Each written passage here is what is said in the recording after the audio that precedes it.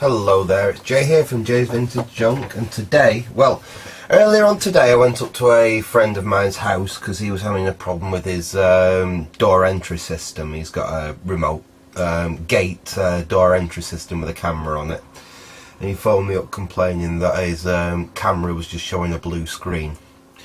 So I said I'd pop up this morning and have a quick look at it. Anyway, it was an incredibly simple problem. All that happened, he'd had a car valeter up to valet his old car before he trades it in for a new one, and the valeter had been in the garage using a vacuum cleaner, and he'd unplugged the little transformer that powers the camera down in the garage, which is where it's powered from, and sends its signal back up to the house.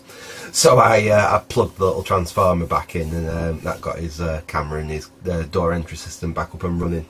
And just as I was about to leave, he said, "Oh, just while you're here, is there any chance you could have a look at this for me?"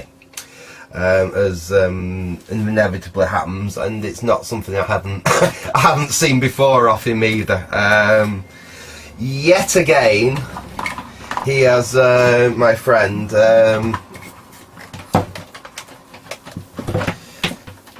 Let's get it untangled. We've got your pretty standard Black & Decker hedge trimmer, and as he was trimming the hedge, he also trimmed pretty well through the cable. So he just gave me this and said, "Is there any chance I could fix it for him so he can carry on trimming his hedges?" So I thought I'd do a quick video of it. I mean, this is the type of thing that, I mean, it happens all the time. Fortunately, like I say, he's not an idiot. He had it connected to a circuit breaker and an RCD device. So, I mean, as soon as that happens, it just pops the breaker. It's not going to do any harm to him. He's not going to get a shock off it while it happens. But obviously, he can't use his hedge trimmers. And I've seen so many times, and it's horrific when this happens, and all that the person does is just strip the wire back here and repair it with insulation tape, and that is not the correct way to fix a fault like this. Just bear with me a second, my phone's going ping.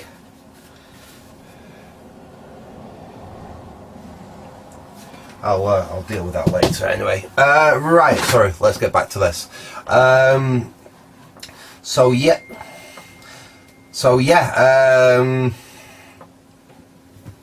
oops, we've got a severed cable here. So first thing we want to do is let's chop that off, so it's not gonna cause us any more further embarrassment. Where's my sticks? Well. We'll cut through that. Well, obviously we're not plugged in, so we can cut through that, and then we can have a look and see how much cable we're going to lose, because that's the only thing. Not much. We're only going to lose about 2 foot of cable, so that's not a problem. There's a little bit gnarled up there, but it's just on the outer insulation. So let's strip it back to that point, and let's just see what the inner insulations are like. Make sure they haven't got nicked, and this can be what we use when we do the reconnection. So this is really what you should do when a cable gets damaged. It's horrible when you see it where people have just done a taped repair to the cable when it's got damaged. I mean, it's okay. That is actually okay if, say, you've just got a little nick in this outer insulation. It's not touched the inner insulation like it has actually there. It's actually caught the neutral. So we'll cut that off, and we'll come back a bit.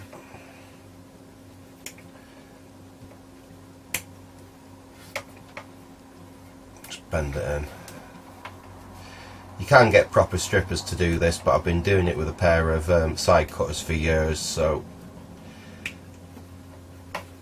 each to their own on that.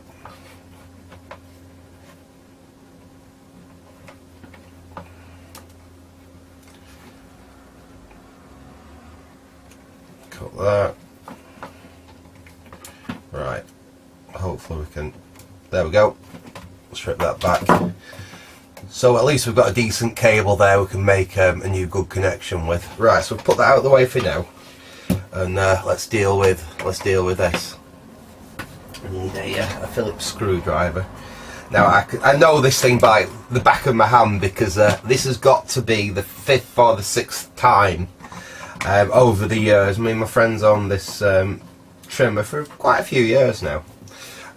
He has promised himself he's going to buy a one with a battery pack, so this isn't going to happen again. But no, over the last few years, it must be like 5 or 6 times he's handed this Hedge trimmer to me for this treatment. We need to take the shield off. I think we need to flip it over. Yeah, right, now we need to obviously get the screws out.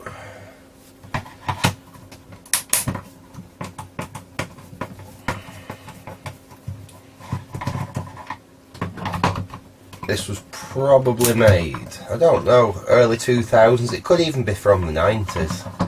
I said, no, I've known the guy for a long time, and I always seem to remember this. Like I say, I've always seemed to repairing it.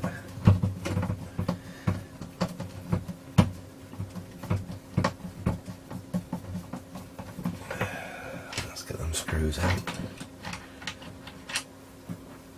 The screw, we've got that one out, that's free. Perhaps we can't get it quite out of the hole yet. That one's free. We'll remove them. There's one up here. Let's try and get it. Unfortunately, it won't fit on my desk very well. It's not an ideal place to be doing this, my desk, but I've nowhere else at the moment I can even get to.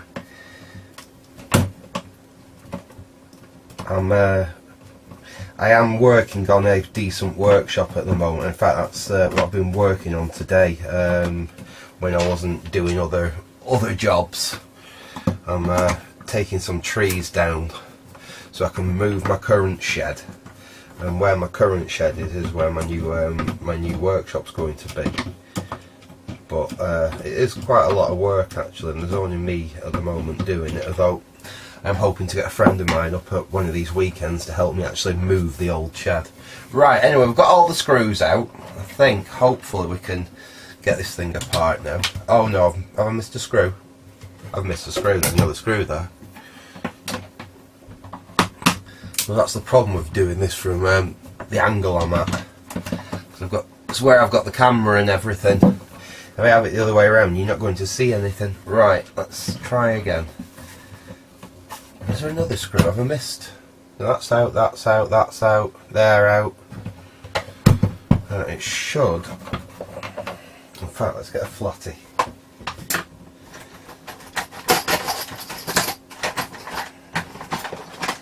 There we go. Ah, there we go. Just need a little bit of persuasion.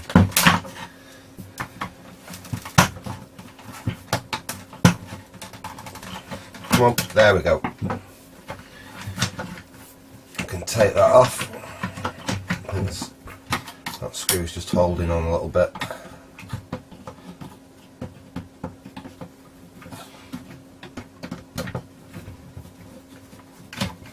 There we go.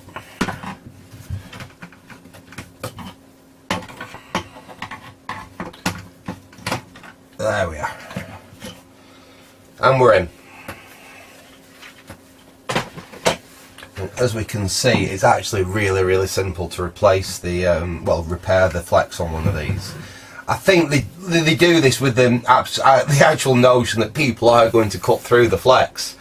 Because we've got the old flex there, it just goes through this grommet, through a grip there, and then it's got a proper, like, old-fashioned style terminal block. So all we need is a little terminal driver. This one will do. So we can release the live, like that, release the neutral. Come on, neutral. There we go. That was a little bit tighter. Pull them out. And we'll release the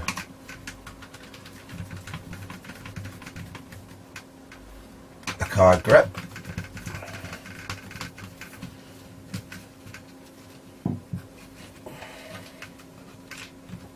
Whiz that off.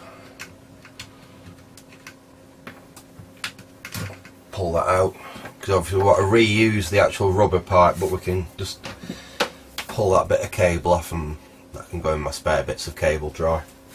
Well, I'll throw that away actually, it's a nice little bit of flex. Make some test leads out of it or something. But we've got the piece of cable that we prepared before that was where it was chopped off. So if we thread that through there, you just need to bare the ends of this. Well, where's my snips? Just need to bare the end off, like that. Bare the end of this one off. There we go. They're bared off, and then quick twist.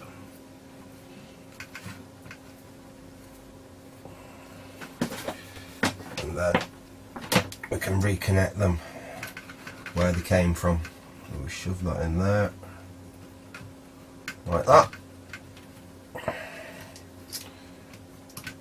Twist that on. Then the negative, the neutral, sorry, not negative, because it's AC, it's neutral. That in there.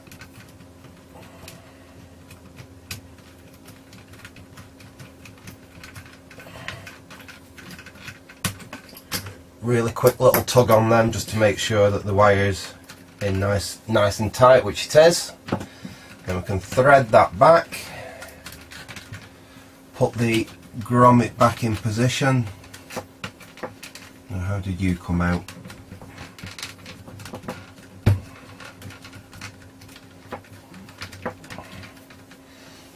Just bear with me a sec just while I ooh, that's it.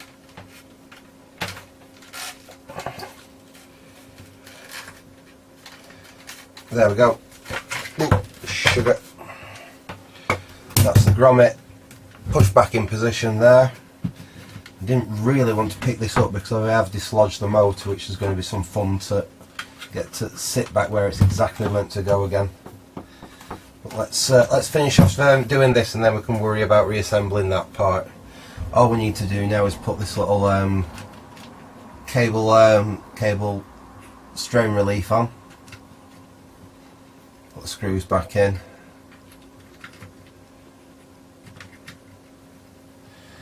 Screwdriver.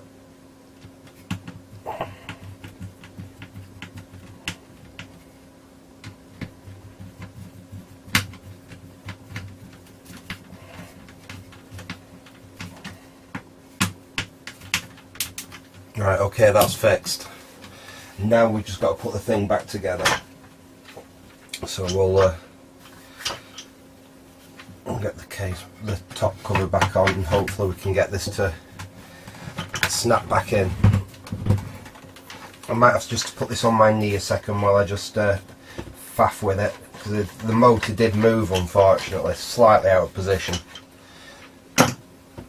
Just got to, there it is, it snapped back in. Just let me put the top cover back on.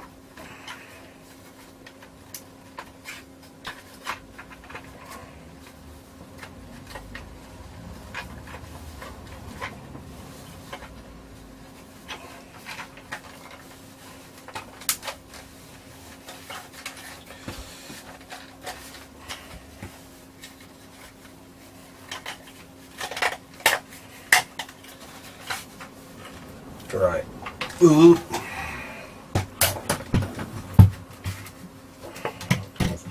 Just got the cable. That's it. I got the cable trapped as I was trying to get it closed up. Right, then let's quickly get a couple of the screws back in just to hold it. That's the first one in.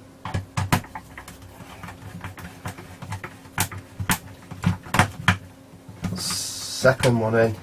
I must admit, I am looking forward to getting my new workshop built, because I would like to do some more of this type of video on slightly more useful repair, because so much of this stuff just gets binned and it's got really simple faults on it.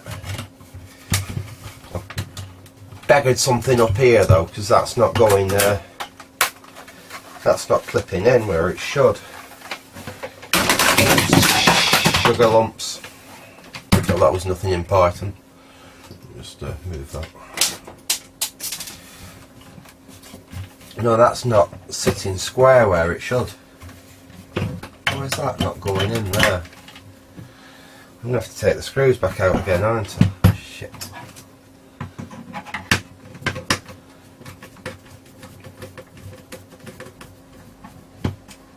Let's try again. Because I think the motor's sitting right now, because that's actually sitting where it should go, but there's something up here that's not right.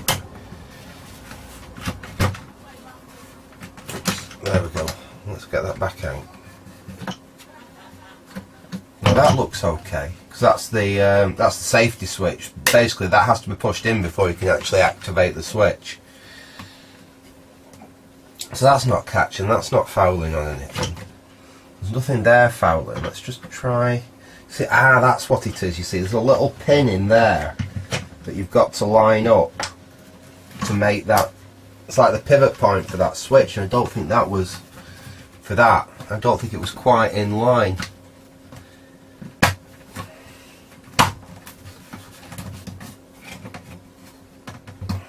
Let's try putting. That's why. There we go. That's it. Let's get that screw in there and that'll hold it. Sometimes when you're repairing this stuff, actually the hardest part is just getting it all to line back up and go back together.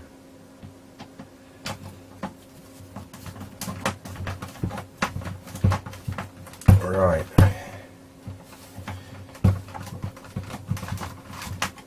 So that's tight, that's tight. Let's put these back in. I think we've got some at the back to go back in. That one's in.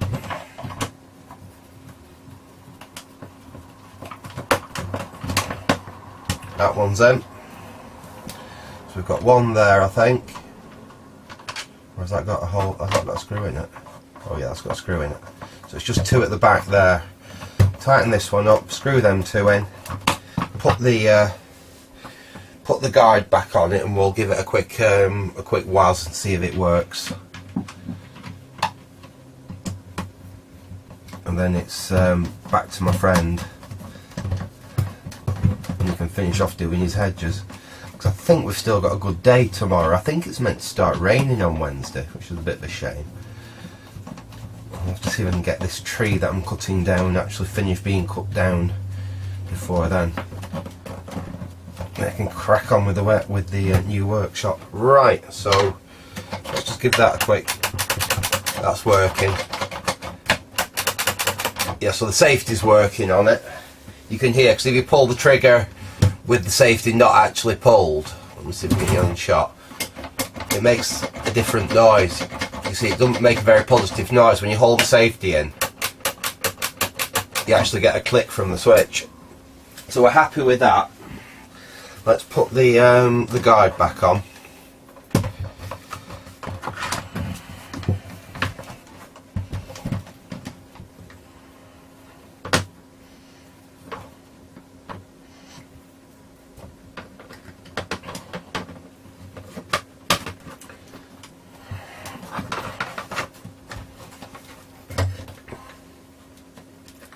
Just hold this in a funny position while I get these last screws in. That's that one in. One last screw.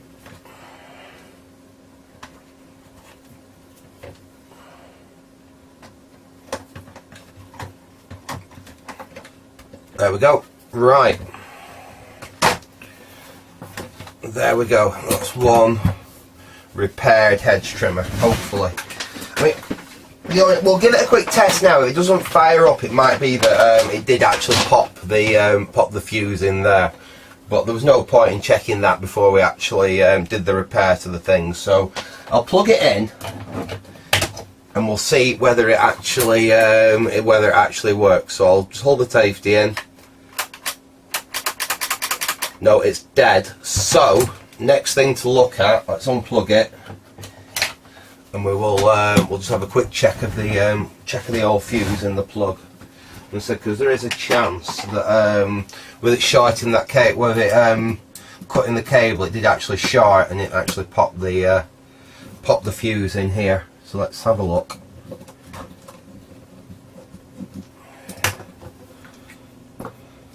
What have we got in there? We've got a 3 amp fuse in there. Let's get a test meter out. Set that in there. Get some leads. And the leads have got all tangled up like they always do.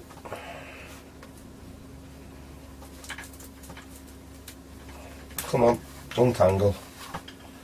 Right, untangled leads, common, volts and ohms. We'll just touch the things. Right, there we go. That's working. And we'll just try it across the fuse. And no, the fuse is absolutely dead. So we'll just have a quick look, see if we've got a 14 fuse for that. I think I've got some 3 amps in here. Yes, I have. So we've got a new 3 amp fuse there. Let's pop the old one out. Pop the new one in.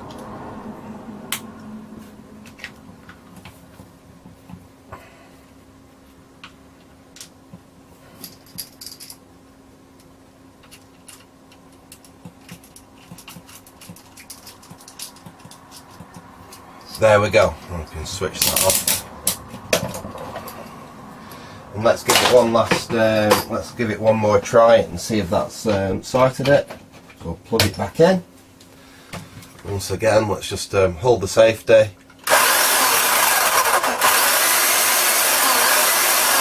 There we go. All fixed.